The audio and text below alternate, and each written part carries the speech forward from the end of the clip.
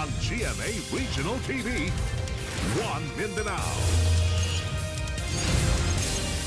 Aniya na ang mga dagkong balita karong adlawa sa One Mindanao. Insidente sa pagpangawat sa pipila ka pwesto sa isdaan sa Bangkerohan Public Market sa Davao City sa pool sa CCTV.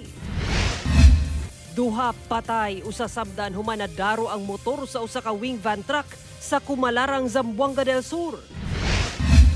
5 ka SK officials gireklamo ngadto sa Ethics Committee sa Davao City Council tungod sa gingong questionableng paggamit og pondo.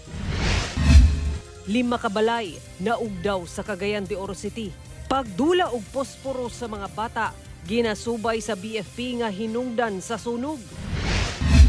Unang adlaw sa filing of Certificate of Candidacy alang sa unang BARM parliamentary elections nagmalinawon sa Lanao del Sur.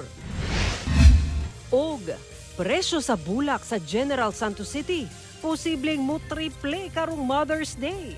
Customized flower bouquet with money in nga pang regalo.